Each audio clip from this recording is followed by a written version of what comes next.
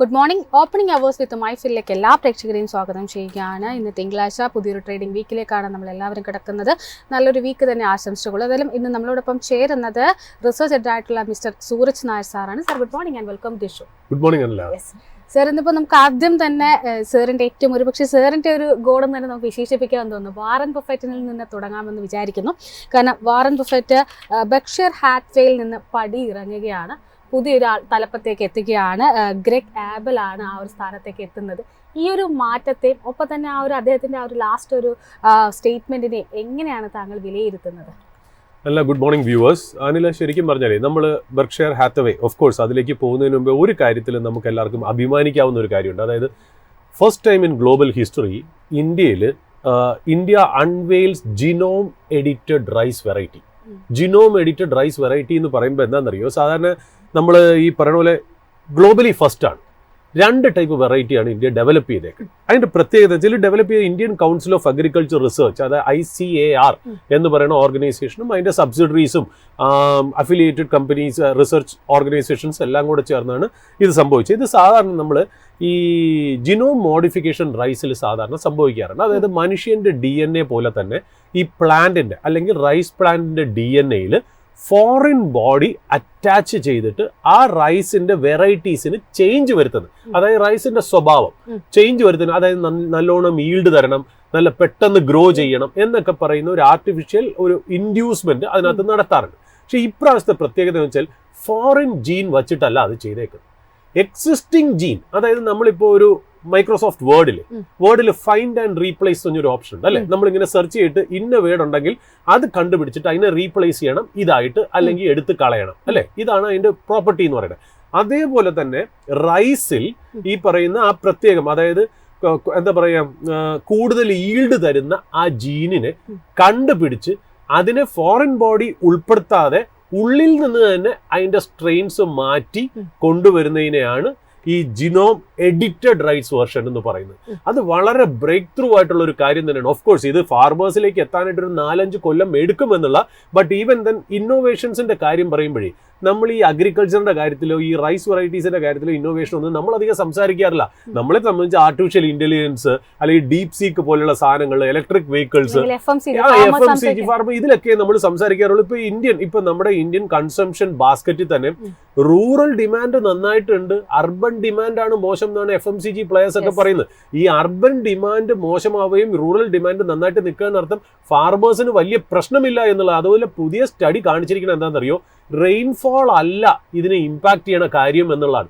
അതായത് മൺസൂൺ എന്ന് പറയുന്നത് ഇതിന്റെ ഇമ്പാക്ട് കുറഞ്ഞിട്ട് എത്രത്തോളം അഗ്രികൾച്ചർ ലാൻഡ് നമ്മൾ ചെയ്യുന്നു, എന്തെല്ലാം ടെക്നോളജി കൊണ്ടുവരുന്നു, എന്തെല്ലാം ഫണ്ടിങ് കൊണ്ടുവരുന്നു, ഇങ്ങനത്തെ രീതിയിലാണ് അഗ്രികൾച്ചറിനെ ഡിപ്പെൻഡ് ചെയ്യണമെന്നുള്ളത്. ഇപ്പൊ ഈ തന്നെ വെറൈറ്റി ഉണ്ടല്ലോ, ഈ DNA വെറൈറ്റി ഉണ്ടാക്കിയിരിക്കുന്ന റൈസ് വെറൈറ്റി, അതിന് ലെസ് വാട്ടർ മതി എന്നുള്ള, അതുപോലെ ഹയർ ഈൽഡ് ആണ്. ഡ്രൈ റീജിയൻസിലൂടെ അപ്പൊ അതിന്റെ ഒരു പോസിബിലിറ്റി ഒന്ന് ആലോചിച്ചോ. ഇതിന്റെ കമേഴ്ഷ്യൽ പ്രൊഡക്ഷൻ ഒരു 4-5 കൊല്ലം കഴിഞ്ഞിട്ടേ ഫാർമേഴ്സിൽ എത്തുള്ളൂ എന്നുള്ള. ബട്ട് ഇന്ത്യയിൽ അത് നടത്തിയ ഒരു R&D എന്ന് പറഞ്ഞാൽ വളരെ അപ്രീഷിയേറ്റഡ് ആയിട്ടുള്ള ഒരു കാര്യം തന്നെയാണ്. അത് നമുക്കും പ്രേക്ഷകർക്കും ഇന്ത്യ ഒട്ടുക്കെ നമുക്കൊന്ന്, ഇതൊരു അണ്ടർ റേറ്റഡ് സ്റ്റോറിയാണ്. ഇതിപ്പോ എല്ലായിടത്തും വാറൻ ബഫയുടെ കാര്യങ്ങളും ഒക്കെ പറയുമ്പോൾ ഇതാദ്യം പറഞ്ഞു പോകണമെന്ന് ഞാൻ വിചാരിച്ചു. കാര്യത്തിൽ അങ്ങനെ ഒരു ഡെവലപ്മെന്റും ഇന്ത്യയുടെ ഭാഗത്ത് നിന്ന് നടത്തുന്നു. രണ്ടാമത് ബെർക്ഷിയർ ഹാത്തവേ, ഓഫ് കോഴ്സ് സങ്കടകരമായ കാര്യമാണ്. 6 decade ഓൾഡ് ഒരു ഐഡലാണ് ബെർക്ഷിയർ ഹാത്തവേ എന്ന് മാറുന്നതെന്ന്. അതായത് വാല്യൂ ഇൻവെസ്റ്റ്മെന്റ് ഫിലോസഫി എന്താണ് എന്ന് നമുക്ക് ലോകത്തിന് പഠിപ്പിച്ചു തന്ന ഒരു ഒറാക്കിൾ ഓഫ് ഒമാഹ ആണ് ഈ പറയുന്ന പോലെ വാറൻ ബഫേ എന്ന് പറയുന്നത്.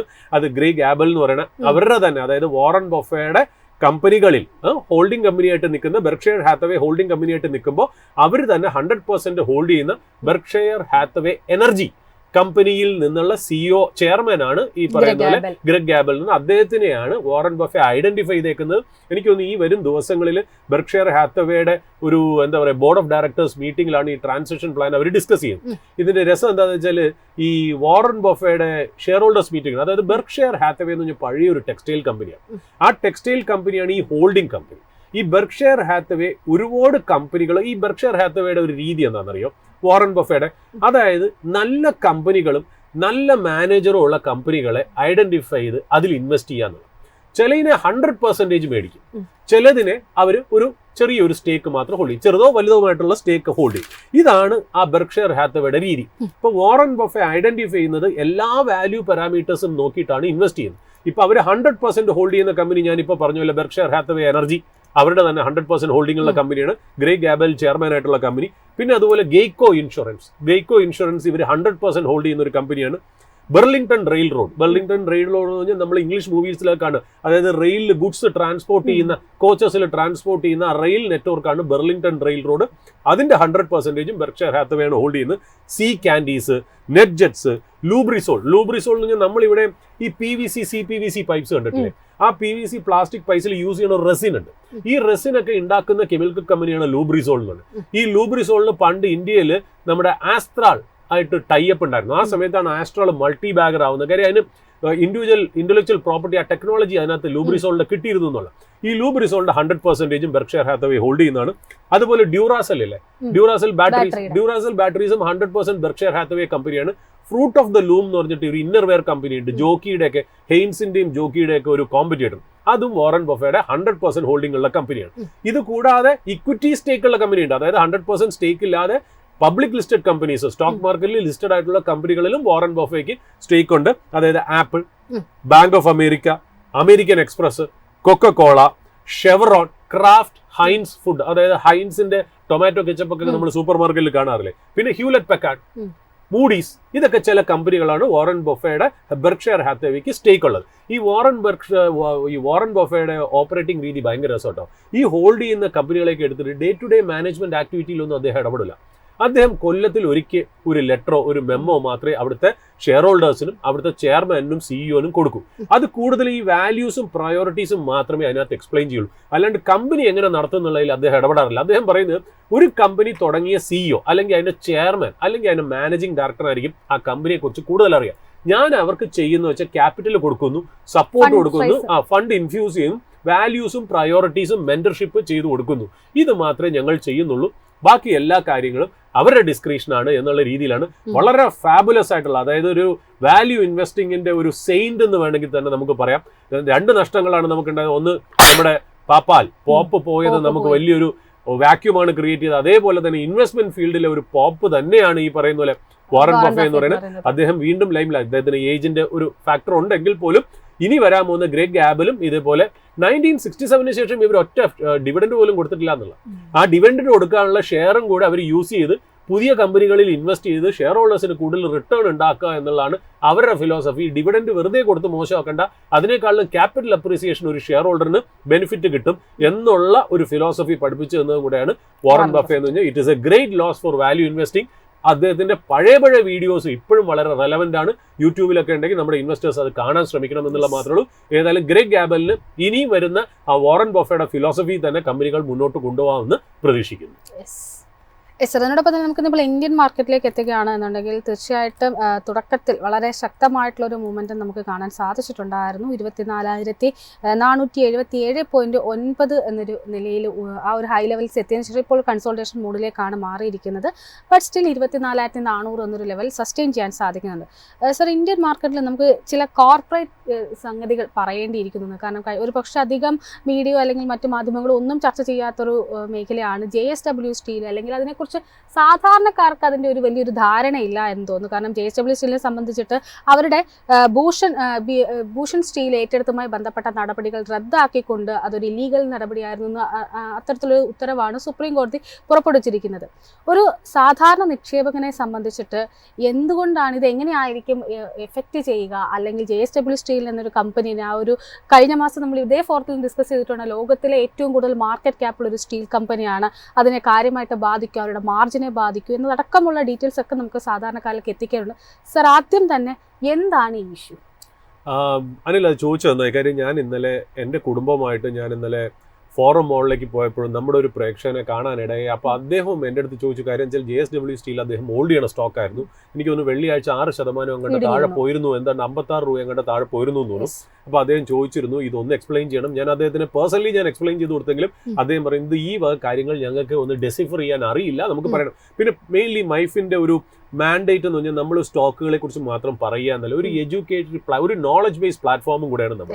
അപ്പം നമ്മൾ കോംപ്ലക്സ് ആയിട്ടുള്ള കാര്യങ്ങളെ സിമ്പിളായിട്ട് നമുക്കറിയാവുന്ന രീതിയിൽ, നമ്മൾ വലിയൊരു സിഗ്നിഫിക്കൻ്റ് ആയിട്ടുള്ള ആളൊന്നും അല്ല, വലിയ ആൾക്കാരൊന്നും അല്ലെങ്കിലും നമ്മൾ വേണ്ട രീതിയിൽ സിമ്പിളായിട്ട് ജനങ്ങളുടെ മുന്നിൽ അവതരിപ്പിക്കുക എന്നുള്ളൊരു മിഷനും കൂടെ നമുക്കുള്ളതുകൊണ്ട് നമുക്കത് പറയേണ്ടിയിരിക്കുന്നു. ഞാൻ അനിലെ ചോദിച്ചത് നന്നായി. ഈ JSW സ്റ്റീലിന്റെ ഒരു ഇമ്പോർട്ടൻ്റ് ആയിട്ടുള്ള കാര്യം, ഒന്നാമത്തെ കാര്യം JSW സ്റ്റീൽ ഇന്ന് ഞാൻ നോക്കുമ്പോൾ ഏതാണ്ട് 1% ഡൗൺ ആയിട്ടുള്ള 962 rupees ആണ്.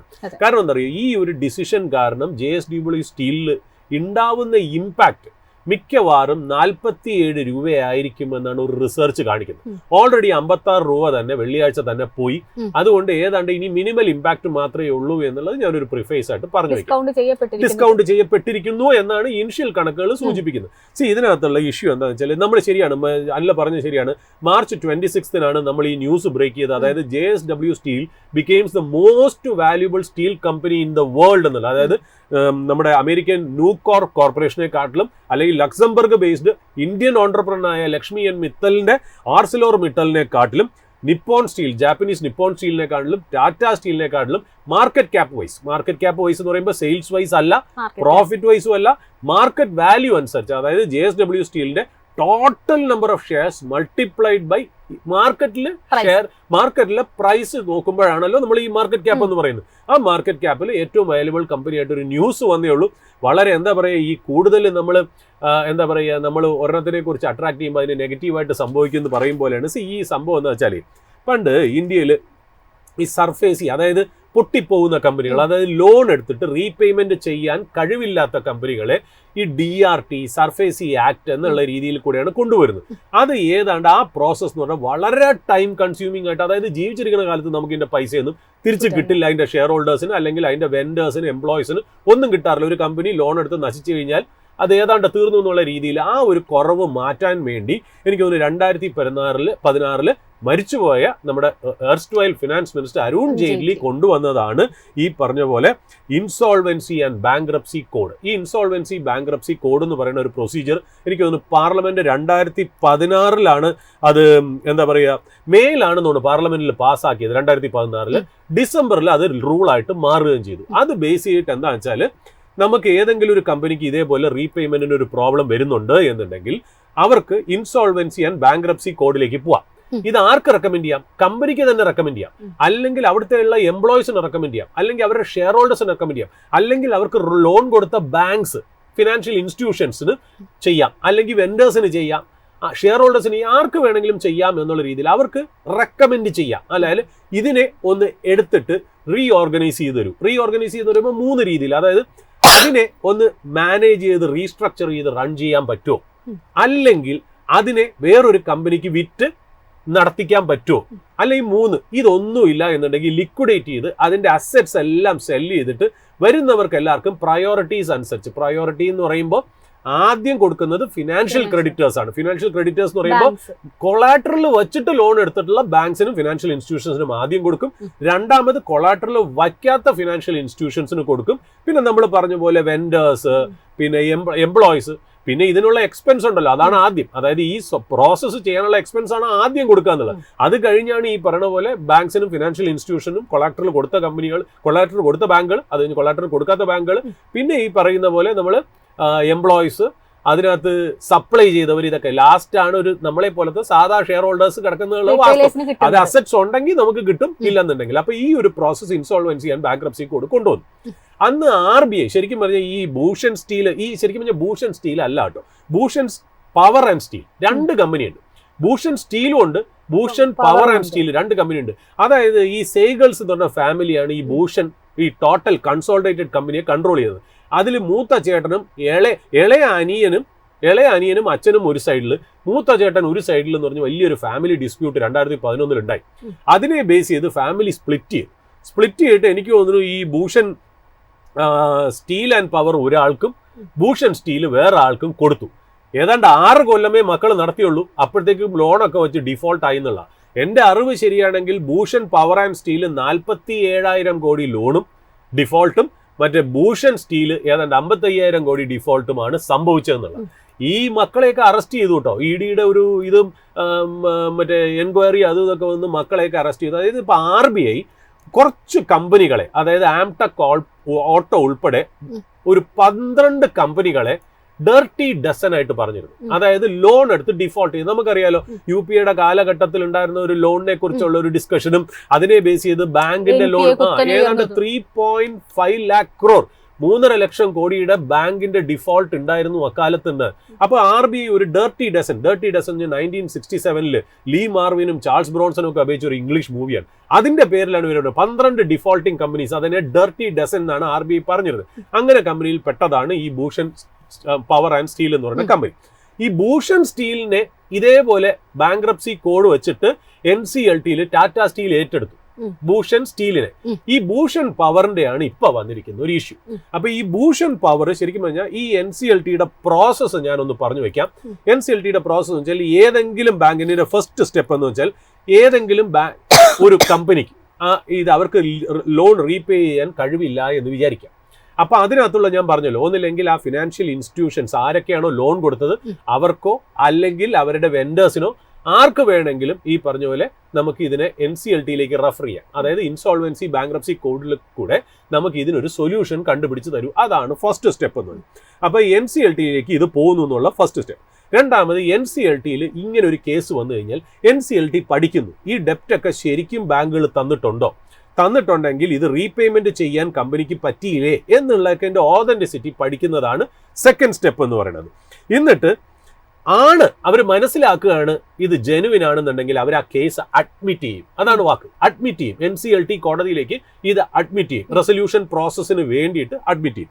മൂന്നാമത്തെ പരിപാടി എന്ന് വെച്ചാൽ അവർ ഒരു ഇൻസോൾവൻസി പ്രൊഫഷണൽ എന്ന് പറഞ്ഞ ഒരു വ്യക്തി, അതായത് ഇപ്പൊ ഒരു കമ്പനി നടത്താൻ ഒരു CEO അല്ലെങ്കിൽ ഒരു ചെയർമാനോ മാനേജിംഗ് ഡയറക്ടറൊക്കെ വേണ്ടേ. അപ്പൊ കമ്പനിക്ക് നാഥനില്ലാതെ അപ്പൊ ആ കമ്പനിയുടെ എക്സിസ്റ്റിംഗ് പ്രൊമോട്ടേഴ്സിനെയും മാനേജ്മെന്റിനെയും മാറ്റി വെച്ചിട്ട് ഇൻസോൾവൻസി പ്രൊഫഷണൽ എന്ന് പറയുന്ന ഒരു എക്സ്പേർട്ടിനെ അവിടെ കമ്പനി ഏൽപ്പിക്കുന്നു. ഈ കമ്പനിയുടെ ഡേ ടു ഡേ ഓപ്പറേഷൻസ് നടത്തുന്നത് ഇൻസോൾവൻസി പ്രൊഫഷണലാണ്. അതുകൂടാതെ കമ്പനിയുടെ ചെക്ക് സൈൻ ചെയ്യുന്നതും ബാങ്ക് അക്കൗണ്ടിലേക്കുള്ള മൂവ്മെന്റ് വരെ ഈ ഇൻസോൾവൻസി പ്രൊഫഷണലാണ് നടത്തുന്നത് എന്നുള്ളതാണ്. ഈ IP ഇൻസോൾവൻസ് പ്രൊഫഷണൽ എന്നുള്ള IP എന്നാണ് പറയുന്നത്. He takes full control of the company എന്നാണ്. ഓക്കെ, എന്നിട്ട് അദ്ദേഹം എന്ത് ചെയ്യും, ഈ കടം കൊടുത്ത എല്ലാവർക്കും ലെറ്റർ അയക്കും, എംപ്ലോയീസിന് അയക്കും, വെൻഡേഴ്സിന് അയക്കും, നിങ്ങൾക്ക് എത്ര കാശാണ് കിട്ടാനുള്ളത് എന്നുള്ളത് അയക്കും. അതിൻ്റെയൊക്കെ ഡീറ്റെയിൽസ് അദ്ദേഹം മേടിച്ചു വയ്ക്കും. എന്നിട്ട് അദ്ദേഹം ചെയ്യുന്നത് എന്താണെന്ന് വെച്ചാൽ ഒരു കമ്മിറ്റി ഓഫ് ക്രെഡിറ്റേഴ്സ് എന്ന് പറഞ്ഞ് കുറച്ച് പേരെ വെച്ചിട്ട് ഒരു കമ്മിറ്റി ഓഫ് ക്രെഡിറ്റേഴ്സ്. ഈ ക്രെഡിറ്റേഴ്സ് വെച്ചാൽ ആരുടെയൊക്കെയാണോ പൈസ കിട്ടാനുള്ളത്, നമ്മൾ പറഞ്ഞല്ലോ കൊളാറ്ററൽ കൊടുത്തിട്ടുള്ള ബാങ്ക് അല്ലാത്ത ബാങ്ക്, കൂടുതലും ബാങ്കിങ്ങിൽ നിന്നും ഫിനാൻഷ്യൽ ഇൻസ്റ്റിറ്റ്യൂഷൻസിൽ നിന്നും വെച്ചിട്ടായിരിക്കും ഈ ഒരു കമ്മിറ്റി ക്രിയേറ്റ് ചെയ്യണം. ഈ കമ്മിറ്റിയും ഇൻസോൾവൻസി പ്രൊഫഷണലും കൂടെ ചേർന്നാണ് ഇനിയുള്ള തീരുമാനങ്ങൾ കംപ്ലീറ്റ് എടുക്കുക. എന്നാൽ സാധാരണ ഷെയർ ഹോൾഡറെയും വെണ്ടറിനെയും ഒന്നും സാധാരണ ഇതിൽ ഉൾപ്പെടുത്താറില്ല. കാര്യം അവർക്ക് വലിയ വോട്ടിംഗ് റൈറ്റ് ഒന്നുമില്ല. അവരെ ഒരു മീറ്റിംഗ് കൂടിയിട്ട് അവരുടെ ഡിസ്കഷൻ, അവരുടെ അഭിപ്രായങ്ങൾ എടുക്കുന്നല്ലാതെ കമ്മിറ്റി ഓഫ് ക്രെഡിറ്റേഴ്സ് കൂടുതലും പൈസ കൊടുത്ത ബാങ്കോ ഫിനാൻഷ്യൽ ഇൻസ്റ്റിറ്റ്യൂഷൻസോ തന്നെ ആയിരിക്കും. കൂടുതൽ വോട്ടുള്ളവർക്ക് കൂടുതൽ ലോൺ കൊടുത്തവർക്ക് കൂടുതൽ വോട്ട്. അങ്ങനെയാണ് അതിൻ്റെ ഒരു കണക്കായിട്ട് മുന്നോട്ട് പോകുന്നത്. എന്നിട്ട് അവരെല്ലാവരും കൂടെ ചേർന്ന് ഒരു റെസൊല്യൂഷൻ പ്ലാൻ സ്വീകരിക്കും. അതായത് എന്താണ് റെസൊല്യൂഷൻ പ്ലാൻ? ഈ കമ്പനിയെ നമുക്ക് നല്ല രീതിയിൽ നമുക്ക് തന്നെ തിരിച്ചു കൊണ്ടുവരാൻ പറ്റുമോ, ഇല്ല എന്ന് മനസ്സിലാക്കി കഴിഞ്ഞാൽ വേറെ ഏതെങ്കിലും കമ്പനിക്ക് ഇതിനെ ബിഡ് ചെയ്യാൻ പറ്റുമോ എന്ന് നോക്കും. അതും കൂടെ ഇല്ലെങ്കിൽ മാത്രമേ ഇത് ലിക്വിഡേറ്റ് ചെയ്യുള്ളൂ. അപ്പോൾ വേറെ ഏതെങ്കിലും കമ്പനിയെ നമുക്ക് ചെയ്യുമോ നോക്കും. ചെയ്യുമെങ്കിൽ അവരുടെ പ്ലാൻ സബ്മിറ്റ് ചെയ്യും. ആ പ്ലാൻ അപ്രൂവ് ചെയ്ത് കഴിഞ്ഞ് NCLTയിലേക്ക് കൊടുത്തു കഴിഞ്ഞാൽ ഒരാൾ ടേക്ക് ഓവറിനായിട്ട് വരികയാണ്. ആ പ്ലാൻ കൊള്ളാമെങ്കിൽ അത് NCLTക്ക് ഇവർ റെക്കമെൻഡ് ചെയ്യും. ഇവരുടെ പ്ലാൻ നല്ലതാണ് എന്ന് പറഞ്ഞ് കൊടുക്കുമ്പോൾ NCLT അത് അപ്രൂവ് ചെയ്തിട്ട് ഈ കമ്പനി അവർക്ക് കൊടുക്കും. ഇതാണ് ആ പ്രോസസ്സ് എന്ന് പറയുന്നത്. അതേപോലെ തന്നെ ഭൂഷൺ പവർ ആൻഡ് സ്റ്റീലിന്റെ ഇഷ്യൂ ഇതേപോലെ വന്നപ്പോൾ ഏതാണ്ട് 50,000 കോടിക്ക് അടുത്തത് 47,000 ചില്ലുവാനം കോടിയാണ് ഭൂഷൺ സ്റ്റീലിനുള്ള ഇത്. ഏതാണ്ട് കുറേ ബാങ്കുകൾക്ക് കൊടുക്കാനുണ്ട്. അതായത് SBI, PNB, bank of Baroda, Indian bank, Canara bank, Indian overseas bank. അതിൽ മെയിൻ എന്ന് പറഞ്ഞാൽ SBIയും PNB ആണ്. ആ SBI ആണ് ശരിക്കും പറഞ്ഞാൽ ഈ ഇൻസോൾവൻസിയിലേക്ക് ഇവരെ റെക്കമെൻഡ് ചെയ്ത് ഇവർക്ക് കൊടുത്തു. ഇതേപോലെ ഇൻസോൾവൻസി പ്രൊഫഷണലെ വച്ചു. കമ്മിറ്റി ഓഫ് ക്രെഡിറ്റേഴ്സ് മെയിൻലി ഈ പറഞ്ഞ പോലെ SBIയുടെയും PNBയുടെയും ആൾക്കാരായിരുന്നു. ഇതെല്ലാം വെച്ച് നടത്തി മുന്നോട്ട് പോയി. ഏതാണ്ട് JSW സ്റ്റീൽ വന്നിട്ട് നമ്മുടെ പറഞ്ഞു 19,747, അതായത് ടോട്ടൽ ലോണിന്റെ 41% ഞങ്ങൾ കൊടുക്കാം, 19,700 കോടി കൊടുത്തിട്ട് ഞങ്ങൾ ഈ കമ്പനി റൺ ചെയ്യാം. ഓപ്പറേഷനിലുള്ള കമ്പനിയാണ്. അപ്പൊ ബാങ്കുകൾക്കും അക്സെപ്റ്റൻസ് ആയി. മുഴുവൻ കാശ് തിരിച്ചു കിട്ടിയില്ലെങ്കിൽ എനിക്ക് തോന്നുന്നു SBIക്കൊക്കെ നല്ലോണം കാശ്, SBIക്ക് എനിക്ക് തോന്നുന്നു 9,800 crores ആണ് SBI കൊടുത്തിരിക്കണല്ലോ. അപ്പൊ ഈ തിരിച്ചു കൊടുത്ത പ്ലാനിൽ JSW സ്റ്റീൽ പറയുന്നത് 3,930 തരാം. ഇപ്പൊ BOB 2,600 ടോട്ടൽ കൊടുത്തത്. അപ്പൊ ആദ്യം ഇനിഷ്യൽ സ്റ്റേജിൽ JSW പറയുന്നത് 1,050 തരാം. അങ്ങനത്തെ രീതിയിൽ ഈ ബാങ്കുകളുടെ അടുത്ത് പറഞ്ഞു മുഴുവൻ പൈസ ഞങ്ങൾ പതുക്കെ തരാം, ആദ്യം ഞങ്ങൾക്ക് ഇത്രയും തരാമെന്ന് പറഞ്ഞ് 19,700 കോടി കൊടുത്ത് ബാങ്കുകളെയൊക്കെ സഹായിച്ചിട്ട് JSW സ്റ്റീൽ പറഞ്ഞു ഞങ്ങൾ ഇത് ലൈവായിട്ട് നടത്തിക്കൊണ്ടുപോയാൽ പ്രശ്നമില്ലല്ലോ. അപ്പോൾ പറഞ്ഞു ബാങ്ക്സും പറഞ്ഞു പ്രശ്നമില്ല എന്ന് പറഞ്ഞിട്ടാണ് ഈ ഇഷ്യൂ മുന്നോട്ട് കൊണ്ടുപോയി ബാങ്ക്സ് ഹാപ്പി ആയിരുന്നു, എല്ലാമായിരുന്നു. ഇത് ഉടൻ തന്നെ ഈ പറഞ്ഞ പോലെ നമുക്ക് ഈ May 2 സുപ്രീം കോടതിയിലേക്ക് പോയത് ആരാന്നറിയോ? പഴയ പ്രൊമോട്ടേഴ്സ്, ഈ കള്ളത്തരം കാണിച്ച പ്രൊമോട്ടേഴ്സ് ജയിലിലാണെങ്കിലും അവർ പറഞ്ഞേക്കണെന്ന് വെച്ചാൽ കമ്പനിയുടെ വാല്യൂ ഞങ്ങൾക്ക് വേണ്ട രീതിയിലുള്ള ജസ്റ്റിസ് കിട്ടിയില്ല, ഞങ്ങൾക്ക് വേണ്ട പൈസ ഞങ്ങൾക്ക് കിട്ടിയിട്ടില്ല, 19,700 എന്ന് പറയുന്നത് വളരെ കുറവാണ് വാല്യുവേഷൻ എന്നുള്ള രീതി പറഞ്ഞു സുപ്രീം കോടതി അത് ശരിവെച്ചു എന്നല്ല. സുപ്രീം കോടതി ശരിവെച്ചിട്ട് ഇപ്പോൾ പറയുന്നതെന്നാൽ ഭൂഷൺ സ്റ്റീലിനെ അങ്ങ് ലിക്വിഡേറ്റ് ചെയ്യണം. ഏത് JSW സ്റ്റീൽ എടുത്തിട്ട് അവരുടെ ഓപ്പറേഷൻസിലേക്ക് ഇന്റഗ്രേറ്റ് ചെയ്ത് JSW സ്റ്റീൽ ഒരുപാട് കാശും ഭൂഷൺ സ്റ്റീലിൽ ചെലവാക്കി എന്നുള്ള അതിന്റെ എക്സ്പാൻഷനൊക്കെ അതിന്റെ കപ്പാസിറ്റി ഒക്കെ ഒരുപാട് എക്സ്പാൻഡ് ചെയ്തു. അതൊക്കെ എക്സ്പാൻഡ് ചെയ്ത് കമ്പനി ലിക്വിഡേറ്റ് ചെയ്ത് പൈസകൾ തിരിച്ചെടുക്കണം എന്നാണ് ഈ പറയുന്നത്. ഇതിനകത്തുള്ള ഒരു കാര്യം വെച്ചാൽ നമ്മളെ പോലത്തെ ഷെയർ ഹോൾഡർ എവിടെ പോകുന്നതാണ്. ഇപ്പം സുപ്രീം കോടതി പറഞ്ഞു, ഇപ്പൊ അല്ലെങ്കിൽ തന്നെ സുപ്രീം കോടതി ഈ വഖഫ് ബില്ലിന്റെ ഒക്കെ കേസിൽ സുപ്രീം കോടതി പാർലമെന്റ് പാസ്സാക്കി പ്രസിഡന്റ് ഒപ്പിടുന്ന ഒരു റൂളിന് എഗെയിൻസ്റ്റ് ആയിട്ട് എന്തെങ്കിലും ഒരു തീരുമാനം കൊണ്ടുവരുന്നതിന് നമുക്ക് ഇന്ത്യൻ ഡെമോക്രാറ്റിക് സിസ്റ്റത്തിൽ തന്നെ ഡിസ്കഷൻ നടന്നുകൊണ്ടിരിക്കുന്ന സമയത്ത് സുപ്രീം കോടതി NCLT എന്ന് പറഞ്ഞ് പാർലമെന്റ് പാസ്സാക്കി കൊല്ലങ്ങളായിട്ട് എത്രയോ റെസൊല്യൂഷൻ നടത്തിയ കാര്യങ്ങളിൽ ഇപ്പൊ സുപ്രീം കോടതി ഇത് രണ്ടാമത്തെ പ്രാവശ്യം കേട്ടോ. ആദ്യത്തെ പ്രാവശ്യം ചെയ്യുന്നത് ജെറ്റ് എയർവേസിന്റെ കാര്യമില്ല. പക്ഷെ ജെറ്റ് എയർവേസ് ഓപ്പറേഷൻ അല്ലായിരുന്നു, ഭൂഷൺ സ്റ്റീൽ ഓപ്പറേഷൻ ആയിരുന്നു എന്നുള്ളതാണ്. അതാണ് ആ വ്യത്യാസം, റണ്ണിങ് കമ്പനി ആയിരുന്നു എന്നുള്ള. അപ്പൊ അതിനെ എങ്ങനെ വാല്യൂ വേണമെന്നുള്ളത് ഇപ്പൊ സുപ്രീം കോടതിക്ക് ഇത് എങ്ങനെയാണ് വാല്യൂ വേണ്ടതെന്ന് അറിയില്ല. സുപ്രീം കോടതി പറഞ്ഞ കാരണങ്ങൾ എന്നറിയോ? ഇൻസോൾവൻസി പ്രൊഫഷണൽ അയാളുടെ ഡ്യൂട്ടി കറക്റ്റായിട്ട് ചെയ്തിട്ടില്ല, JSW സ്റ്റീൽ ഇതിന്റെ എത്തിക്സും വാല്യൂസും ഒന്നും ഫോളോ ചെയ്തിട്ടില്ല ഇൻസോൾവൻസി പ്രോസസ്സിന്റെ. അത് മാത്രമല്ല കമ്മിറ്റി ഓഫ് ക്രെഡിറ്റേഴ്സ് പഴയ പ്രൊമോട്ടേഴ്സിന്റെ ഒരു കോൺഫിഡൻസിലേക്ക് എടുത്തില്ല. അത് മാത്രമല്ല വാല്യൂ ചെയ്തത് വളരെ ചെറിയ വാല്യൂലാണ് വാല്യൂ ചെയ്തതെന്നുള്ളതും കൂടെയാണ് ഇത് പറയുന്നത്. ഇപ്പൊ സുപ്രീം കോടതി വാല്യുവേഷന്റെ കാര്യങ്ങളിലേക്കൊക്കെ എടുക്കുകയാണ്. അതായത് നമ്മളൊരു കമ്പനി റണ്ണിങ് കമ്പനീനെ എങ്ങനെ വാല്യൂ ചെയ്യുന്നു, ഭൂഷൺ പവർ ആൻഡ് സ്റ്റീലിനെ പോലെ, അല്ലെങ്കിൽ പൂട്ടിയ ജെറ്റ് എയർവേസിനെ എങ്ങനെ വാല്യൂ ചെയ്യണമെന്നൊക്കെ ഉള്ളത് സുപ്രീം കോടതി തീരുമാനിച്ചു എന്നുള്ളതാണ് അതിനകത്ത് ഇമ്പോർട്ടൻ്റ് ആയിട്ടുള്ള ചോദ്യം. നമ്മളെ സംബന്ധിച്ച് ഒരു കാര്യമേ ഇതിനകത്ത് പറയാനുള്ളൂ ജാസ്മിൻ, ഇത് ആരുടെ തെറ്റാണെന്ന് അറിയില്ല. ഇപ്പൊ JSWന്റെ ഉള്ള മുകളിലുള്ള ആരോപണം എന്താ? നേരായ രീതിയിൽ ഇത് ഫോളോ ചെയ്തില്ല. കമ്മിറ്റി ഓഫ് ക്രെഡിറ്റേഴ്സ് എന്ന് പറഞ്ഞാൽ ബാങ്കിന്റെ ഹെഡുകളാണ് കേട്ടോ. ഈ ബാങ്കിന്റെ ഹെഡ് SBI അവർ വേണ്ട രീതിയിൽ ഇതിന്റെ വാല്യുവേഷൻ ചെയ്തില്ല. ഇൻസോൾവൻസി പ്രൊഫഷണൽ ചെയ്തുമില്ല. സുപ്രീം കോടതിയാണെങ്കിൽ ആവശ്യമില്ലാത്ത കാര്യത്തിൽ ഇടപെടുകയും ചെയ്തു. ഇപ്പൊ നമ്മളെ സംബന്ധിച്ച് സുപ്രീം കോടതിയുടെ ജഡ്ജ്മെന്റിനെ നമുക്ക് വിമർശിക്കാം, ജഡ്ജിനെ നമുക്ക് വിമർശിക്കാൻ പറ്റില്ല എന്നുള്ള. അപ്പൊ ഗവൺമെന്റ് ഇപ്പൊ പറയുന്ന വെച്ചാൽ പിന്നെ എന്തിനാണ് ഇൻസോൾവൻസി ആൻഡ് ബാങ്ക്രപ്സി കോഡ്? അത് മാത്രമല്ല, ഇനി ഏതെങ്കിലും കമ്പനി ഇൻസോൾവൻസി ആൻഡ് ബാങ്ക്രപ്സി കോഡിൽ നമ്മൾ വച്ചു കഴിഞ്ഞാൽ ഇനി ഏതെങ്കിലും സ്യൂട്ടേഴ്സ് വരുമോ, അല്ലെങ്കിൽ ആരെങ്കിലും ഏറ്റെടുക്കാനായിട്ട് വരുമോ? ഇതൊരു ക്രൈസിസ് ഓഫ് കോൺഫിഡൻസ് അല്ലേ? നമ്മൾ ease of doing business foreign കമ്മ്യൂണിറ്റിയും ഇന്റർനാഷണൽ കമ്മ്യൂണിറ്റിക്കും ഗ്ലോബൽ എക്കണോമിക്ക് മുന്നിൽ നമ്മൾ വെക്കുമ്പോൾ ഇതേപോലത്തെ ഒരു റൂള് റിഗ്രസീവ് ആയിട്ടുള്ള സ്റ്റെപ്പ് അല്ലേ സുപ്രീം കോടതി ചെയ്ത? എല്ലാ കാര്യത്തിലും കയറി ഇടപെടേണ്ട കാര്യമുണ്ടോ? ഇതെല്ലാം സെറ്റിൽ ചെയ്യാൻ വേണ്ടിയിട്ടല്ലേ നമ്മൾ NCLT എന്ന് പറഞ്ഞ ഒരു ട്രൈബ്യൂണൽ വെച്ചിട്ട് ഇൻസോൾവൻസി പ്രോസസ്സ് നമ്മൾ ഇംപ്ലിമെന്റ് ചെയ്യാൻ ശ്രമിക്കുന്നത് എന്നൊക്കെയുള്ള. ഇപ്പൊ നമ്മളെ സംബന്ധിച്ചുള്ള ഒരു പ്രോബ്ലം വെച്ചാൽ ഇപ്പൊ എല്ലാവരും ഇതിനകത്ത് തെറ്റുകാരാണ്. തെറ്റുകാരല്ലാത്തത് ഇതിനെയൊക്കെ വിശ്വസിച്ച ഷെയർ ഹോൾഡേഴ്സും സിറ്റിസൺസ് ഓഫ് ഇന്ത്യ മാത്രമേ ഉള്ളൂ എന്നുള്ള കാര്യമാണ് ഇതിനകത്തുള്ള കാര്യം. അപ്പൊ ഇതാണ് ഇന്ത്യയിലുള്ള ഏറ്റവും വലിയ പ്രശ്നം. ഇതിന് ഗവൺമെന്റും സുപ്രീം കോടതിയും കമ്പനികളും എല്ലാം കൂടെ ചേർന്ന് അവർ ഇതിനകത്തൊരു സൊല്യൂഷൻ വരുന്നതായിരിക്കുന്നല്ല. അല്ലാണ്ട് സാധാരണക്കാരായ നമ്മളെപ്പോലെ നമ്മൾ ഈ കമ്പനി ഇൻവെസ്റ്റ് ചെയ്യുന്ന ഈ കമ്പനിയുടെ പ്രൊഡക്ഷൻ കേപ്പബിലിറ്റിയും അതിന്റെ റവന്യൂ പൊട്ടൻഷ്യലും അതിന്റെ പ്രോഫിറ്റ് റിയലൈസേഷനും അതിന്റെ എഫിഷ്യൻസിയും ഒക്കെ വെച്ചാണ്. എത്രയോ കൊല്ലം മുമ്പേ കഴിഞ്ഞ ഒരു റെസൊല്യൂഷന് വേണ്ടിയിട്ട് നമ്മളെല്ലാം സ്റ്റാൻഡ് എടുത്തു കഴിഞ്ഞു എന്നുള്ളതാണ്. അപ്പൊ അതിലാണ് നമുക്ക് ഈ പറയുന്ന പോലെ ഒരു ബുദ്ധിമുട്ട് ഉണ്ടായിരിക്കുന്നത് എന്നുള്ളത് വളരെ വാസ്തവമായിട്ടുള്ള ഒരു കാര്യമാണ്. ഇനി ഇതിനകത്തുള്ള ഇമ്പാക്ട് എന്ന് പറഞ്ഞത് ഈ ഭൂഷൺ പവർ ആൻഡ് സ്റ്റീൽ JSWന്റെ ടോട്ടൽ അസറ്റ്സിന്റെ 11.5% ആണ്. ഓക്കെ, അതായത് കൺസോളിഡേറ്റഡ് നെറ്റ് സെയിൽസ് JSWന്റെ കൺസോളിഡേറ്റഡ് നെറ്റ് സെയിൽസിന്റെ 12.5% കോൺട്രിബ്യൂട്ട് ചെയ്യുന്നത് ഭൂഷൺ പവർ ആൻഡ് സ്റ്റീൽ ആണ്. അതുകൂടാതെ പ്രോഫിറ്റിന്റെ JSWന്റെ ടോട്ടൽ പ്രോഫിറ്റ്സിന്റെ 8% അതിനകത്ത് വരുന്നത്.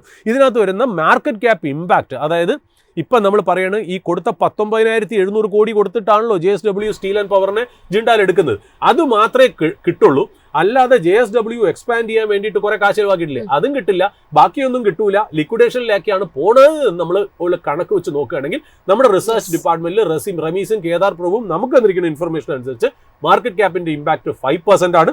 അതായത് ഏതാണ്ട് എന്താ പറയുക 11,400 crore ഇമ്പാക്ട്, അതായത് പെർ ഷെയറിൽ 47 രൂപ ആണ് ഇമ്പാക്ട് വരുന്നതെന്നാണ് ഒരു rough figure worse come worse സിനാരിയോയിൽ നമുക്ക് മനസ്സിലായിരിക്കുന്നത്. അത് ഓൾറെഡി വെള്ളിയാഴ്ച തന്നെ എനിക്ക് തോന്നുന്നു 972 ആയി 5% താഴെ പോയി. അപ്പൊ ഏതാണ്ട് 56 രൂപ താഴെ പോയത് കാരണം അത് ഡിസ്കൗണ്ട് ചെയ്തു എന്നാണ് നമുക്ക് ഇനിഷ്യൽ ട്രെൻഡ് മനസ്സിലാക്കുന്നത്. ബട്ട് ഈവൻ ദെൻ ഒരു കാര്യം കൂടെ മനസ്സിലാക്കുക, JSW Steel is trading at a astronomical 72 PE, which is high for a metal commodity company, considering the profit efficiency to other global leaders എന്നുള്ളത് കൂടെ നമ്മൾ മനസ്സിലാക്കേണ്ടിയിരിക്കുന്നു. അപ്പോൾ ഇതാണ് JSW സ്റ്റീലിന്റെ കാര്യം. ഇനി JSW സ്റ്റീലിന് ചെയ്യാൻ പറ്റുന്നത് ഇതിന് അപ്പീൽ പോവാം. ഗവൺമെന്റ് ഇതിനകത്ത് ഒരു കമ്മിറ്റി ഉണ്ടാക്കിയിട്ടുണ്ട്, എന്താണ് ഇതിന്റെ ഇമ്പാക്ട് എന്ന് പഠിക്കാനായിട്ട്. ഹോപ്പ്ഫുള്ളി JSW സ്റ്റീൽ കയ്യിലുള്ള ഷെയർ ഹോൾഡേഴ്സ് വിഷമിക്കാതിരിക്കുക, നമുക്ക് വരും, കാര്യങ്ങൾ ശരിയാവും.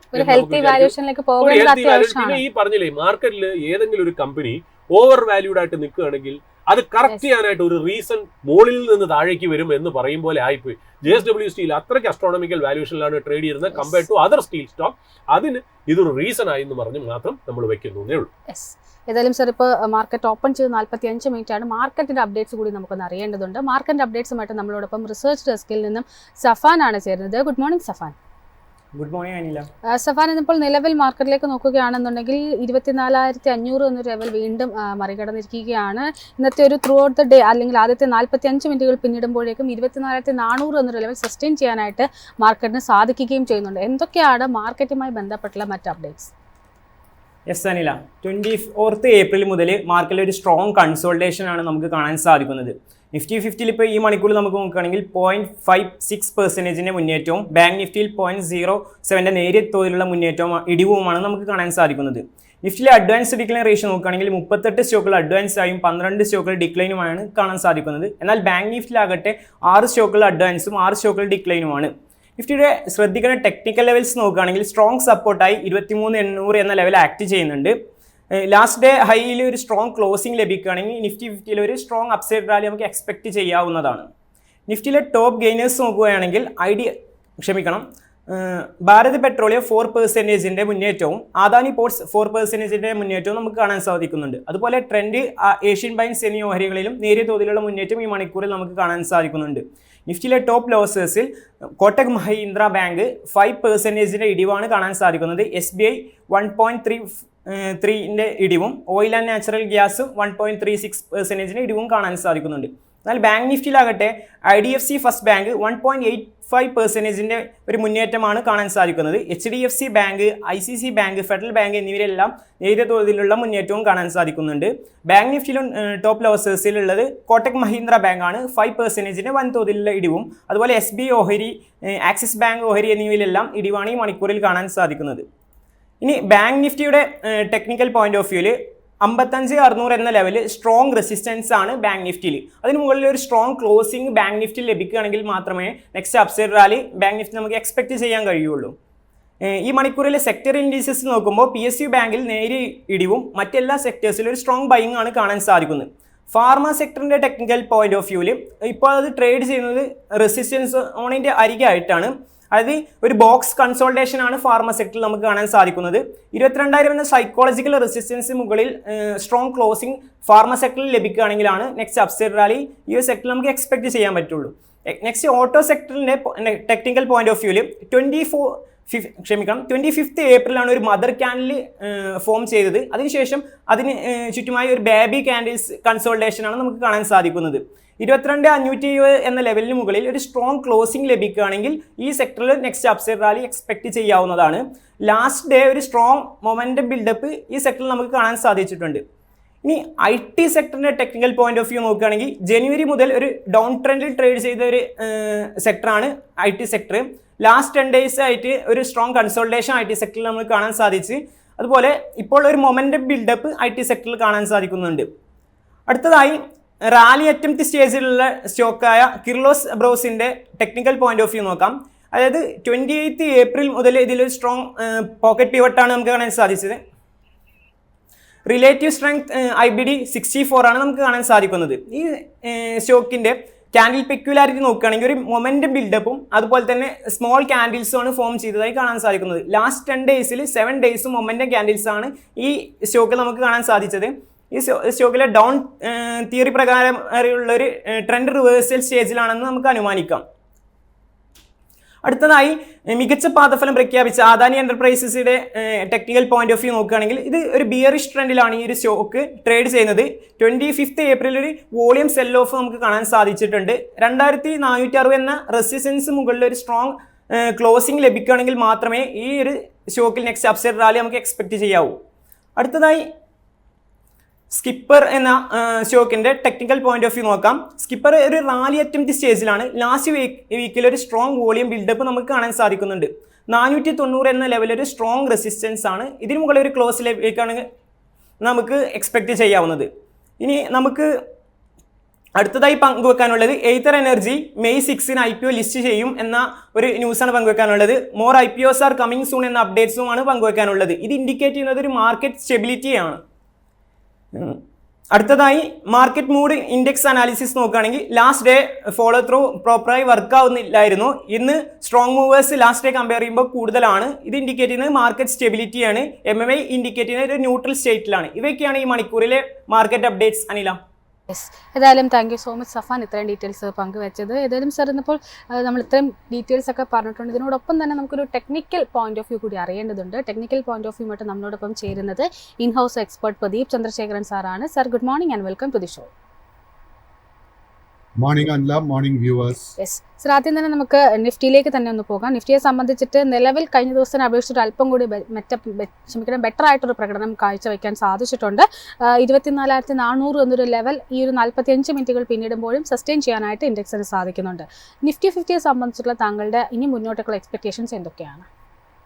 അല്ല, നിഫ്റ്റി 50യുടെ കേസിൽ അണ്ടർടോൺ ബുള്ളിഷായി തന്നെ തുടരുന്നു. ബട്ട് നിഫ്റ്റി 50യുടെ കേസിൽ നമുക്ക് ശക്തമായിട്ടൊരു അപ്വേർഡ് മൊമെന്റം കാണാൻ സാധിക്കുമെങ്കിൽ 24,600 പോയിന്റിന്റെ റെസിസ്റ്റൻസിന് ബ്രേക്ക് ചെയ്യണം.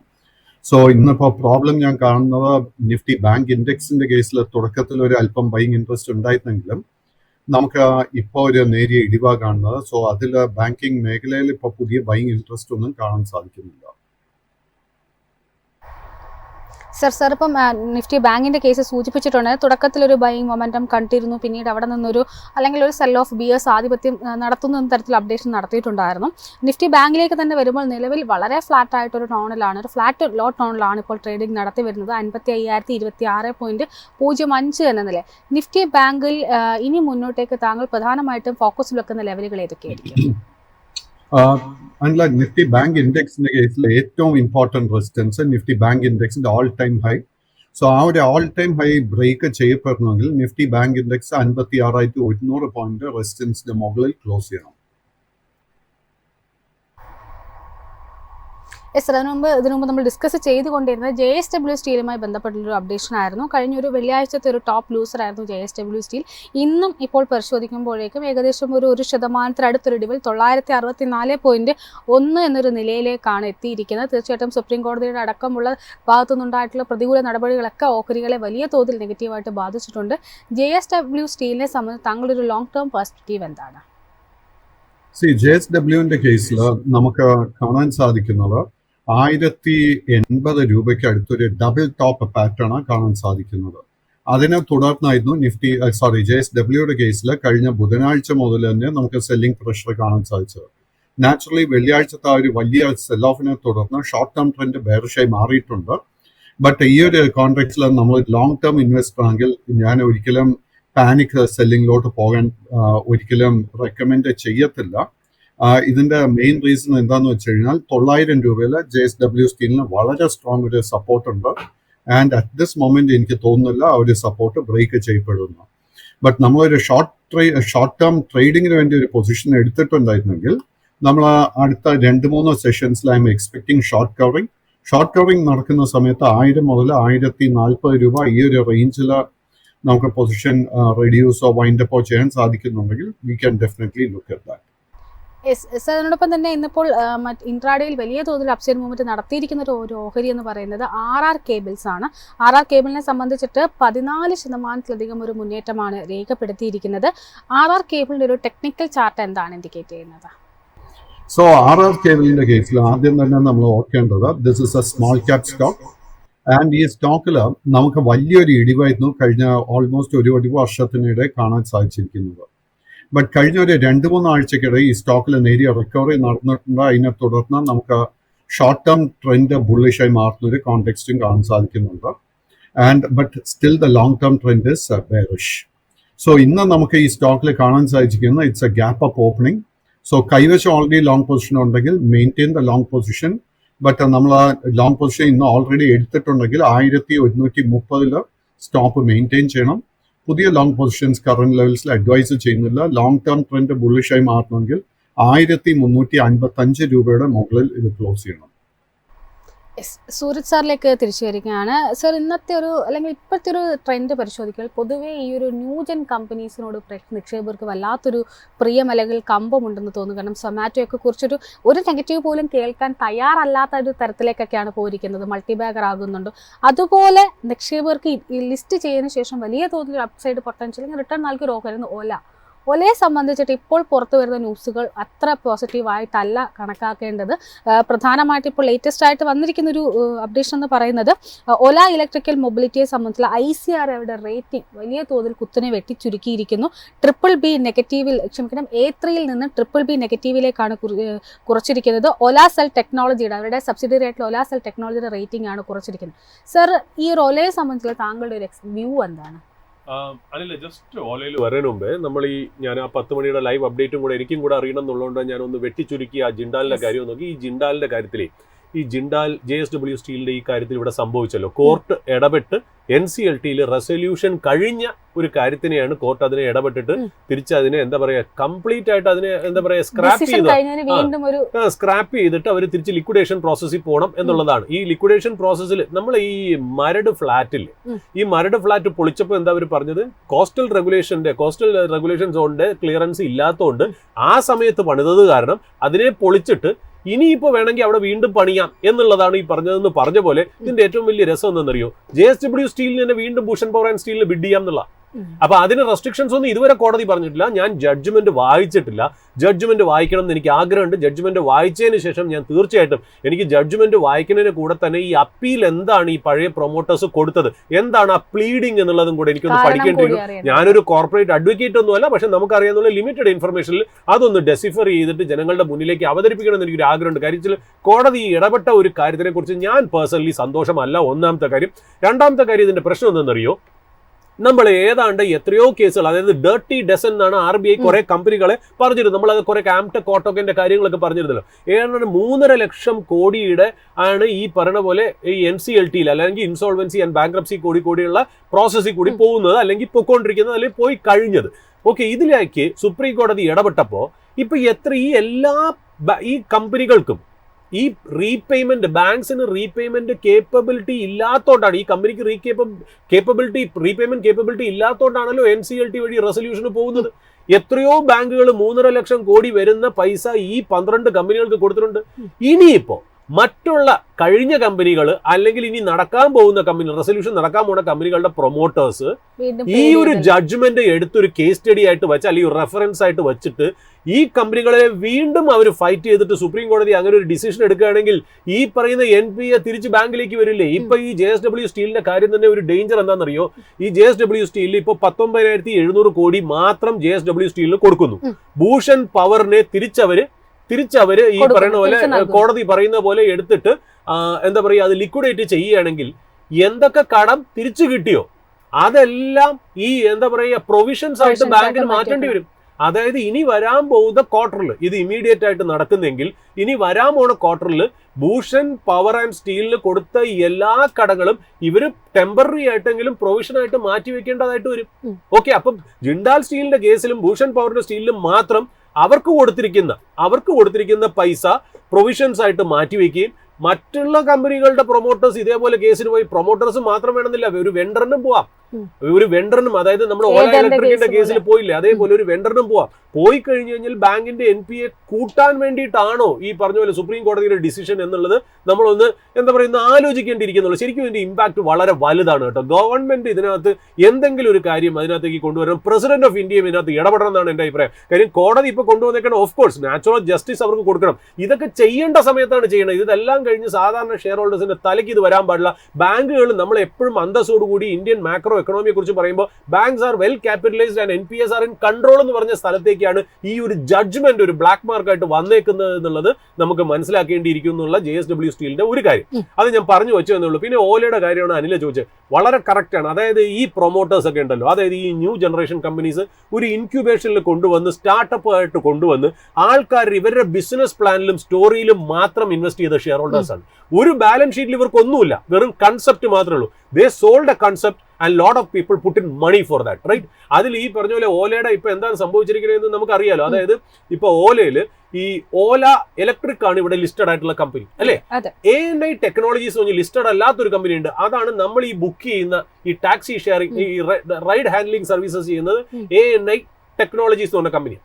ഈ ANI ടെക്നോളജീസും ലിസ്റ്റഡ് ആയിട്ടുള്ള ഓല ഇലക്ട്രിക്കും ഇതോടെ ക്രൂ ട്രിം എന്ന് പറഞ്ഞ ഒരു ആർട്ടിഫിഷ്യൽ ഇന്റലിജൻസ് കമ്പനിയും ഈ ഭാവേഷ് അഗർവാൾ തുടങ്ങിയിട്ടുണ്ട്. ഭാവേഷ് അഗർവാൾ ആണ് ഈ പ്രൊമോട്ടർ. അപ്പൊ ഇപ്പൊ ഓല ഇലക്ട്രിക് ആണല്ലോ നമ്മുടെ ലിസ്റ്റഡ് കമ്പനി. അവർ 2 വീലേഴ്സ് കംപ്ലീറ്റ് ഇലക്ട്രിക് വെഹിക്കിൾസ് ആണ് സെല് ചെയ്യുന്നത്. അവരുടെ P&L നിന്ന് അവരൊരു റോയൽറ്റി ഫീസ് ANI ടെക്നോളജീസിന് കൊടുക്കുന്നുണ്ട്. എന്തിനാണെന്നറിയോ? ഈ ANI ടെക്നോളജീസിലാണ് ഓല എന്ന് പറയുന്ന ബ്രാൻഡ് നെയിം ഇരിക്കുന്നത്. ആ ബ്രാൻഡ് നെയിം യൂസ് ചെയ്യാൻ വേണ്ടി ഇപ്പൊ നമ്മൾ മൾട്ടിനാഷണൽ കമ്പനി ABB ഇന്ത്യ അല്ലെ ഹിന്ദുസ്ഥാൻ യൂണിലിവർ മൾട്ടിനാഷണൽ കമ്പനിയുടെ സബ്സിഡറി ആണല്ലോ. നമ്മളൊരു റോയൽറ്റി പാരന്റ് കമ്പനിക്ക് കൊടുക്കുന്നു എന്ന് പറയും പോലെ ലിസ്റ്റഡ് ആയിട്ടുള്ള ഓല ഇലക്ട്രിക് ഓല എന്ന് പറയുന്ന ബ്രാൻഡ് ഇന്റലക്ച്വൽ പ്രോപ്പർട്ടി യൂസ് ചെയ്യുന്നതിന് ഒരു റോയൽറ്റി ഫീസ് ANI ടെക്നോളജീസിന് കൊടുത്തുകൊണ്ടിരിക്കുന്നു. ഓക്കെ, ANI ടെക്നോളജീസിനും കുറെ ഷെയർ ഹോൾഡേഴ്സ് ഉണ്ട്. അത് ലിസ്റ്റഡ് അല്ലെങ്കിൽ പോലും അത് പ്രൈവറ്റ് ലിമിറ്റഡ് ആയിട്ടാണ് ഇപ്പൊ നിൽക്കുന്നത് പോലും അതിന് ഷെയർ ഹോൾഡർ ഉണ്ട്. ഇപ്പൊ ഭാവേഷ് അഗർവാൾ പറയുന്നത് എന്താണെന്നറിയോ? ഈ ഓല എന്ന് പറയുന്ന ബ്രാൻഡ് ANI ടെക്നോളജീസ് എടുത്തിട്ട് അദ്ദേഹത്തിന്റെ സ്വന്തം ഫാമിലി ഓഫീസ്, അതായത് അദ്ദേഹത്തിന്റെ സ്വന്തം കമ്പനിയിലേക്ക് ട്രാൻസ്ഫർ ചെയ്യുന്നു. എങ്ങനെയുണ്ട്? അതായത് സാധാരണ ഒരു കൺസെപ്റ്റ് മാത്രം വെച്ചിട്ട് ഒരു റവന്യൂ ഇല്ലാതെ മാർക്കറ്റിൽ നിന്ന് പൈസ പിരിക്കുമ്പോൾ ആ ഷെയർ ഹോൾഡേഴ്സിനോട് എന്തൊരു കമ്മിറ്റ്മെന്റ് ആണ് ഈ വക പ്രൊമോട്ടേഴ്സിന് ആവശ്യമുള്ളത്. അതിന് പകരം ഈ വക കോർപ്പറേറ്റ് ഗവർണൻസ് ഇഷ്യൂ ആണ് ഈ ചെയ്തിരിക്കുന്നത് എന്നുള്ളത്. അതായത് അതെടുത്തിട്ട് ഇതിനു മുമ്പേ അദ്ദേഹം ചെയ്തു കേട്ടോ. അതായത് ഈ ഓല റൈഡ് ഹാൻഡ്ലിംഗ് കമ്പനി ഉണ്ടല്ലോ ANI ടെക്നോളജീസ്, അതിന് ഈ ഓല മാപ്സ് എന്നൊരു ഫെസിലിറ്റി ഉണ്ടായിരുന്നു. ആ ഓല മാപ്സിനെ എടുത്തിട്ട് അവര് ക്രൂ ട്രിം എന്ന് പറയുന്നത് മറ്റേ ആർട്ടിഫിഷ്യൽ ഇന്റലിജൻസ് കമ്പനിയിലേക്ക് ട്രാൻസ്ഫർ ചെയ്യും. ഇങ്ങനെയൊക്കെ അതായത് ഒരു ഷെയർ ഹോൾഡേഴ്സിന് ബെനിഫിറ്റ് ഇല്ല. അത് മാത്രമല്ല ഇപ്പൊ എന്താ എക്സ്പെൻസ് കൂടി ANI ടെക്നോളജീസ്. കാര്യം ഇനി അവരും ഈ ഭാവേഷ് അഗർവാളിന്റെ സ്വന്തം കമ്പനിക്ക് റോയൽറ്റി ഫീസ് കൊടുക്കണം. ഓല ഇലക്ട്രിക് ഓൾറെഡി കൊടുത്തോണ്ടിരുന്നു. അത് ANI ടെക്നോളജീസിന് പകരം ഇനി ഞങ്ങളുടെ ഫാമിലി ഓഫീസിന് കൊടുക്കണം എന്നുള്ള. അപ്പൊ ഇതൊക്കെ ഒന്ന് ആലോചിച്ച് നോക്കും. പ്രൊമോട്ടർ ചെയ്യുന്നത് ഇത് തന്നെയാണ് നമ്മുടെ മാപ്പ് മൈ ഇന്ത്യ, അതായത് CEO info system. CE info സിസ്റ്റത്തിലെ പ്രൊമോട്ടർ വന്നിട്ട് പറയുകയാണ്, അതായത് CE ഇൻഫോ സിസ്റ്റം എന്ന് പറഞ്ഞാൽ അറിയാലോ, ഗൂഗിൾ മാപ്സിന് കോമ്പറ്റീറ്റർ ആയിട്ട് വരുന്ന ഒരു പ്രോഡക്റ്റ് ആണ്, ഇന്ത്യയിലുള്ള പ്രോഡക്റ്റ് ആണ്. അതില് B2B, അതായത് ആ കമ്പനി കാറുകളായിട്ട് ചേർന്ന് കാർ കമ്പനികളായിട്ട് ചെയ്യുന്ന ബിസിനസ്സിനെയാണ് ബിസിനസ് ടു ബിസിനസ് എന്ന് പറഞ്ഞത്. ആ business to business CE info സിസ്റ്റത്തിൽ തന്നെ വയ്ക്കുകയും ബിസിനസ് ടു കൺസ്യൂമർ എന്ന് പറയുന്ന ബിസിനസ് ഇതിനകത്തുനിന്ന് പുറത്തോട്ട് എടുത്തിട്ട് ഈ പ്രൊമോട്ടർ അവിടുന്ന് റിസൈൻ ചെയ്തിട്ട്, അതായത് ഇയാൾ CEO റിസൈൻ ചെയ്തിട്ട് അയാളുടെ സ്വന്തം കമ്പനിയിലേക്ക് B2C ബിസിനസ് മാറ്റുന്നു. ഇത് കൂടാതെ ലിസ്റ്റഡ് കമ്പനിയിൽ നിന്ന് ഏതാണ്ട് 35 കോടിക്ക് 10% സ്റ്റേക്ക് കൊടുത്തിട്ട് ഈ പുതിയ കമ്പനിക്ക് ഇൻവെസ്റ്റ് ചെയ്യണു. എങ്ങനെയുണ്ട് ഇത്?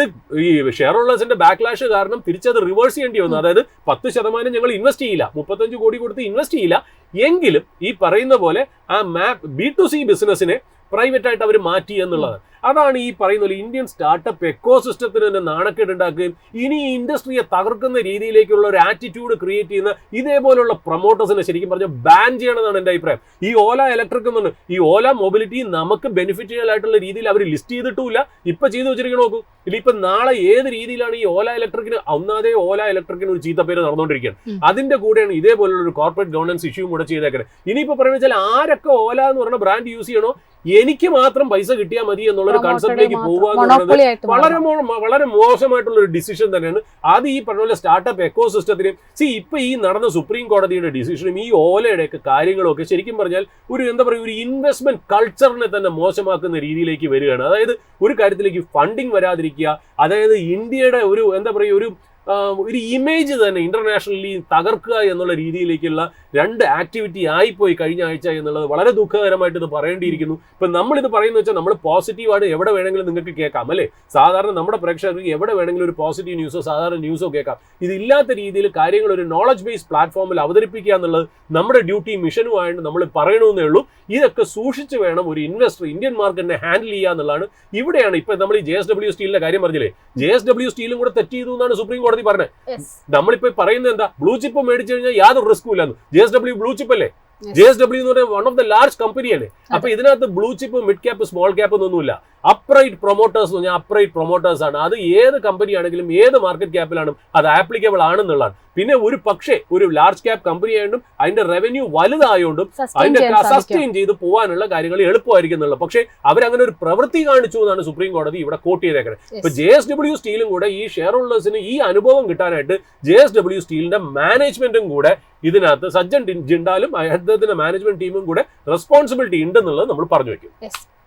പ്രദീപ് സാറിലേക്ക് വരികയാണെങ്കിൽ, പ്രദീപ് സാർ ഇപ്പോൾ ഒലയുടെ കേസായിരുന്നു നമ്മൾ സംസാരിച്ചുകൊണ്ടിരുന്നു. ഒലയെ സംബന്ധിച്ചിട്ട് നിലവിൽ പക്ഷേ ഈ ഒരു നെഗറ്റീവ് ന്യൂസിനോടൊന്നും കാര്യമായിട്ട് നിക്ഷേപകർ റിയാക്ട് ചെയ്യുന്നില്ല എന്ന് തന്നെ പറയാം. നിലവിൽ ഒരു ഫ്ലാറ്റ് ടു പോസിറ്റീവ് ടോണിൽ 48.72 എന്നൊരു നിലയിലാണ് ഇപ്പോൾ ട്രേഡിംഗ് മുന്നോട്ട് പോയിക്കൊണ്ടിരിക്കുന്നത്.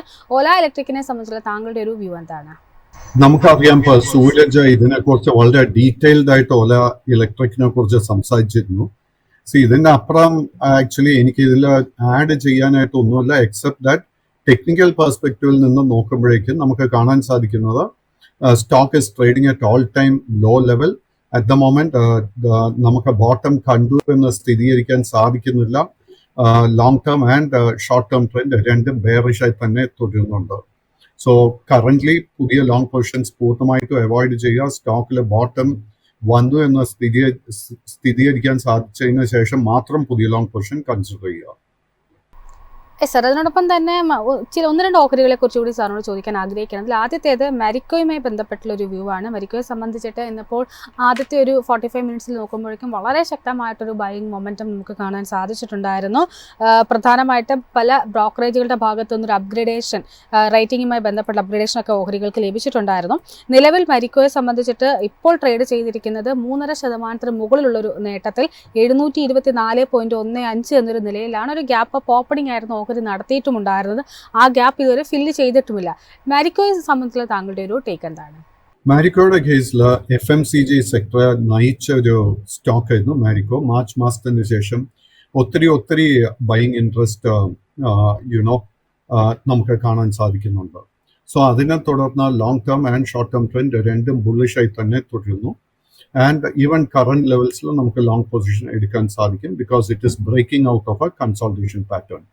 അതിലോട്ട് തിരിച്ചു വരുന്നതിന് മുൻപ് നമ്മുടെ സൂരജ് ഓല ഇലക്ട്രിക്കിനെ കുറിച്ച് വളരെ ഡീറ്റെയിൽഡ് ആയിട്ട് സംസാരിക്കുകയുണ്ടായി. So I was just reminded, ഇന്നലെ ഞാൻ വായിച്ചൊരു ഇമ്പോർട്ടൻ്റ് ഒരു ന്യൂസിനെ കുറിച്ച്. നമുക്കറിയാം, ലോകത്തുള്ള ഏറ്റവും ഫേമസ്, ഏറ്റവും സക്സസ്ഫുൾ ആയിട്ടുള്ള investor is Warren Buffett. So അദ്ദേഹം 2 ദിവസം മുൻപ് 94-ാമത്തെ വയസ്സിൽ ഈ വർഷത്തിന്റെ അവസാനത്തോടെ വിരമിക്കുക എന്നുള്ളൊരു അനൗൺസ്മെന്റ് അദ്ദേഹം നടത്തിയിരുന്നു. സോ ഇന്ന് ഞാനൊരു ഇതിനെക്കുറിച്ചൊരു ഇൻട്രസ്റ്റിംഗ് ന്യൂസ് വായിക്കുമ്പോൾ അദ്ദേഹത്തിന്റെ ഇൻവെസ്റ്റ്മെന്റ് കമ്പനി ആയിട്ടുള്ള ബെർക്ക്ഷയർ ഹാത്വേ അവർ ജാപ്പനീസ് സ്റ്റോക്സിനെ കുറിച്ച് ഒരു അനൗൺസ്മെന്റ് നടത്തിയിരുന്നു. അതിൽ അവർ പറഞ്ഞിരിക്കുന്നത് എന്താണെന്ന് വെച്ച് കഴിഞ്ഞാൽ, മാർക്കറ്റും ജപ്പാനിൽ അവർ ഇൻവെസ്റ്റ് ചെയ്തിരിക്കുന്ന വലിയ കമ്പനി മിറ്റ്സുബിഷി പോലെയുള്ള കമ്പനിയിൽ അവർ എത്ര വർഷത്തേക്ക് ഇൻവെസ്റ്റ് ചെയ്തിരിക്കുന്ന അവർ ചോദിച്ചപ്പോഴേക്കും അവർ പറഞ്ഞിരിക്കുന്നത്, ഞങ്ങൾ അടുത്ത 50 കൊല്ലം അല്ലെങ്കിൽ ഫോർ എവർ, അതായത് എന്നേക്കുമായി ജാപ്പനീസ് സ്റ്റോക്സിൽ ഞങ്ങളുടെ ഇൻവെസ്റ്റ്മെന്റ് ഉണ്ടാകും. സോ ഓല പ്രൊമോട്ടേഴ്സ് മുതലായ മാപ്പ് മൈ ഇന്ത്യ പ്രൊമോട്ടേഴ്സ് ഒക്കെ ഒരു നിമിഷം ചിന്തിക്കേണ്ടത് എന്താന്ന് വെച്ച് കഴിഞ്ഞാൽ, വാറൻ ബഫറ്റ് പോലെയുള്ള ഒരു ഇൻവെസ്റ്റർ ഇവരുടെ കമ്പനിയിലൊക്കെ ഇൻവെസ്റ്റ് ചെയ്യുമോ?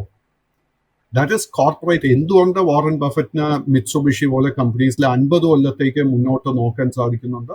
ബിക്കോസ് അവിടുത്തെ മാനേജ്മെന്റ് കൾച്ചർ, അവിടുത്തെ എത്തിക്സ്, അതൊക്കെ വളരെ ടോപ്പ് ക്വാളിറ്റി. സോ നമ്മൾ ആസ് ഇൻഡിവിജ്വൽ ഇൻവെസ്റ്റേഴ്സ് ഇതുപോലെ ടോപ്പ് ക്വാളിറ്റി സ്റ്റോക്സിലായിരിക്കണം നമ്മുടെ ഇൻവെസ്റ്റ്മെന്റ് ഡയറക്റ്റ് ചെയ്യേണ്ടത് മുഴുവൻ. യെസ്, സുരേഷ് സാറിലേക്ക് തിരിച്ചു വരികയാണെങ്കിൽ, സർ ഇന്ന് മറ്റെന്തെങ്കിലും ഇൻട്രസ്റ്റിംഗ് ആയിട്ടുള്ള ന്യൂസ് താങ്കളുടെ ശ്രദ്ധയിൽപ്പെട്ടിട്ടുണ്ടോ? അല്ല, തീർച്ചയായിട്ടും നമ്മൾ തുടങ്ങിയതും വാറൻ ബഫെ എന്താ പറയുക സ്മരിച്ചുകൊണ്ടാണ്. വീണ്ടും അത് പ്രദീപും ആ ടോപ്പിക്കിലേക്ക് കൊണ്ടുവന്നത് വളരെ നന്നായിട്ടുള്ള ഒരു കാര്യം തന്നെയാണ്. ശരിയാണ്, അത് ശരിക്കും പറഞ്ഞാൽ പ്രദീപ് പറഞ്ഞ വളരെ ഇമ്പോർട്ടൻ്റ് ആയിട്ടുള്ള പോയിന്റ് ആണ്. അതായത് ഒരുപാട് ജാപ്പനീസ് സ്റ്റോക്സിൽ ശരിക്കും പറഞ്ഞാൽ നമ്മുടെ വാറൻ ബഫയുടെ ബെർക്ക്ഷയർ ഹാത്വേക്ക് ഇൻവെസ്റ്റ്മെന്റ് ഉണ്ട്. അതായത് മിറ്റ്സുയി, സുമിടോമോ, മിറ്റ്സുബിഷി ഇതിലൊക്കെ അവർ ഹോൾഡ് ചെയ്യുന്നുണ്ട് എന്നുള്ളതാണ്.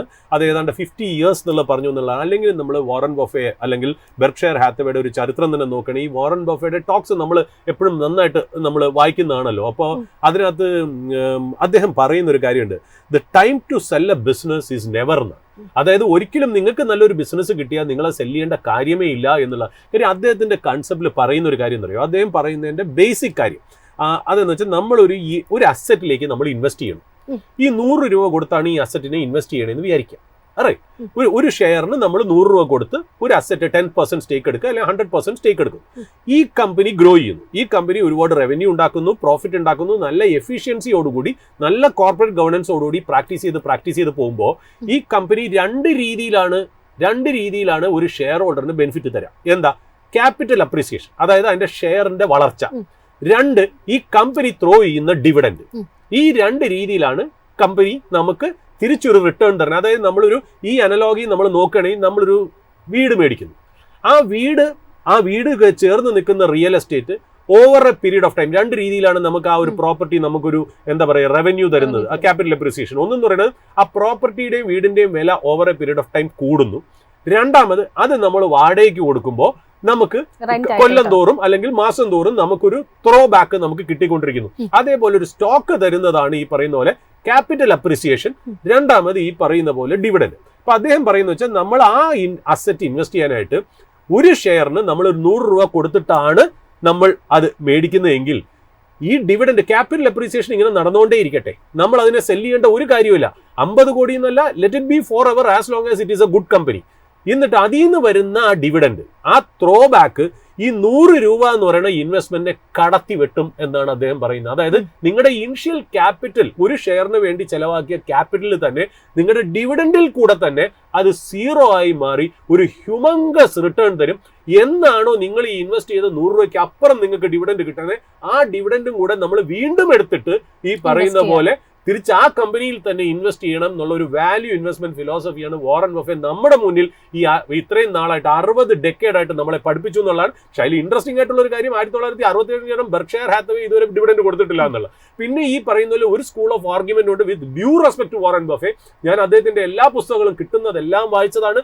തിരിച്ചും മറിച്ച് ഇപ്പം നമ്മുടെ ഈ വാറൻ ബഫയുടെ പുസ്തകങ്ങളുടെ പ്രത്യേകത അറിയോ? എന്തെങ്കിലും കാര്യങ്ങൾ ജീവിതത്തിലോ, അതായത് ബിസിനസ് ഓഫ് ലൈഫ് എന്നാണ് പറയുന്നത്. അദ്ദേഹം ലൈഫും ബിസിനസ് ഫിനാൻഷ്യൽ സിസ്റ്റവും കൂടെ ചേർത്ത് വെച്ചാണ് അദ്ദേഹം ഓരോ കാര്യങ്ങൾ അദ്ദേഹത്തിന്റെ ലെറ്റർ ടു ഷെയർ ഹോൾഡേഴ്സിൽ എഴുതുന്നത്. അപ്പൊ നമ്മുടെ ജീവിതത്തിലോ അല്ലെങ്കിൽ സ്റ്റോക്ക് മാർക്കറ്റിലോ അല്ലെങ്കിൽ ഫിനാൻഷ്യൽ സിസ്റ്റത്തിലോ എന്തെങ്കിലും സംഭവിക്കുമ്പോൾ നമ്മൾ തിരിച്ച് ലൈബ്രറിയിലേക്ക് പോയി അദ്ദേഹത്തിന്റെ ബുക്ക് വീണ്ടും ഒന്നുകൂടെ എടുത്തു വെച്ച് വായിക്കുമ്പോൾ അത് വേറെ രീതിയിലുള്ള പെർസ്പെക്റ്റീവാണ് അതിനെ തരുന്നതെന്ന് പറയുന്നത്. നമ്മൾ പറയില്ലേ, ഇപ്പൊ മോഹൻലാൽ എന്ന് പറയുന്ന സിനിമ ഒരു വ്യക്തിയുടെ സിനിമ പല ആംഗിളിൽ കൂടെ കാണുമ്പോൾ പല അർത്ഥങ്ങളാണ് അതിന് വരുന്നതെന്ന് പറയും പോലെ ഓരോ ഇൻസിഡന്റ് കഴിയുമ്പോഴാണ് ആ എഴുതിയ കണ്ടന്റ്, ആ ബുക്കിന്റെ കണ്ടന്റിന്റെ വില നമുക്ക് മനസ്സിലാവുന്നത് എന്നുള്ളതാണ്. പിന്നെ ഇതിന്റെ ഒരു ഓപ്പോസിറ്റ് സ്കൂൾ ഓഫ് തോട്ട് ഉണ്ട്.